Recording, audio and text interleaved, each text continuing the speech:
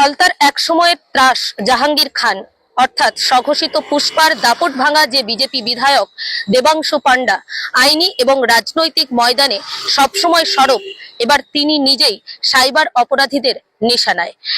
BJP বিধায়ক দেবাংশু পান্ডার নিজস্ব WhatsApp account hack করে চালানো হচ্ছে প্রতারণা আর হুমকির জাল।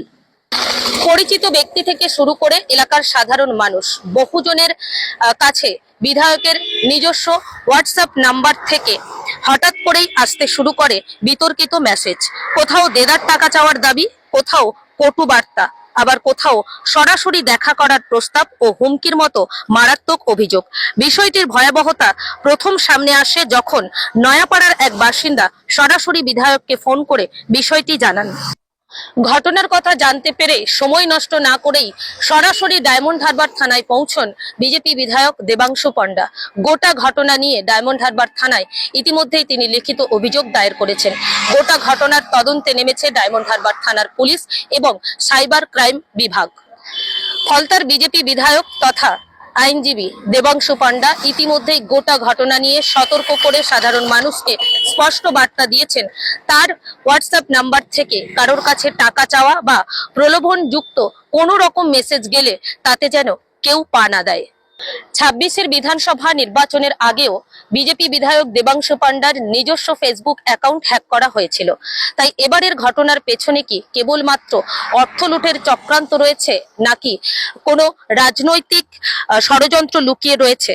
পুলিশ এবং সাইবার ক্রাইম বিভাগের তদন্তে ঠিক কি কি তথ্য সামনে আসে, এখন সেদিকেই আমাদের নজর থাকবে।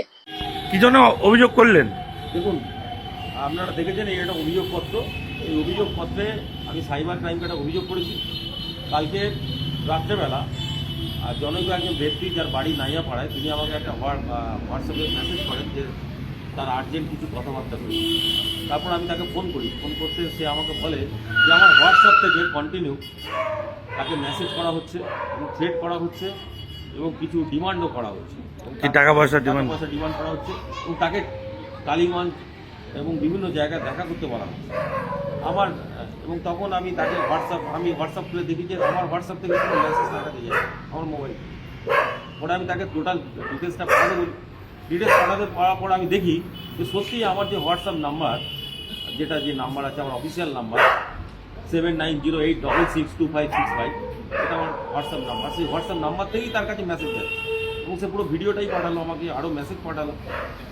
তারপর এই পরিপ্রেক্ষিতে আমি কালকে আমাদের ডায়মন্ড হারবার এসডিপিও সাহেবকে আমি রাত্রে জানিয়েছি বিষয়টা এবং আজকের আমাকে এসডিপিও সাহেব পরামর্শ দিলেন যে একটা কমপ্লেন করার জন্য সাইবার ক্রাইমে, এবং সাইবার ক্রাইমে আজকে আমি কমপ্লেন করলাম এবং থানা আইসি সাহেবকে আমি বললাম। আইসি সাহেব বললেন যে আমি কেস স্টার্ট করে যে বা যারা এটার সঙ্গে যুক্ত আছে প্রত্যেকে অ্যারেস্ট করবেন এবং উপযুক্ত ব্যবস্থা করবেন।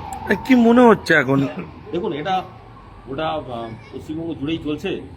এর আগে নির্বাচনের সময় আমার একটা ফেসবুক আমার হ্যাক করা হয়েছিল, সেখানে ভিডিও পোস্ট করা হয়েছিল এবং আমার সেখানে তৎকালীন আমি ফলতা থানাতে কমপ্লেন করেছিলাম এবং পরবর্তীকালে সেটাকে রিকভারি করা হয় এবং এটা গোটা পশ্চিমবঙ্গ জুড়ে হচ্ছে। কয়েকদিন আগে আমাদের সম্মানীয় রাজ্য সভাপতি শ্রমিক ভট্টাচার্যের ক্ষেত্রেও এরকম একটা হয়েছিল। পরবর্তীকালে কালপিট অ্যারেস্ট হয়, শিলিগুড়ি ওই দিক থেকে অ্যারেস্ট হয়। তার নামেও কাউকে টাকা চাওয়া হয়েছিল, জানতে পেরে পরবর্তীকালে এফআইআর হওয়ার পরে কালপিট অ্যারেস্ট হয়। এরকম বিভিন্ন বিজেপি বিধায়কদের নাম দিয়ে হোয়াটসঅ্যাপ হ্যাক করে বিভিন্ন রকম মানুষের সঙ্গে প্রতারণা করা হয়। সেই জন্য আমি আপনাদের মাধ্যমে বলব যাতে সাধারণ মানুষ যাতে কোনোভাবে বিভ্রান্তি না হয় এবং যারা বা কেউ যদি আমার নাম্বার থেকে বা কোনো জায়গা থেকে কোনো মেসেজ যায় সঙ্গে সঙ্গে যেন আমাকে ফোন কলে জানানো হয় এবং দরকার পড়লে স্থানীয় থানাতে এফআইআরের জন্য করা হয়।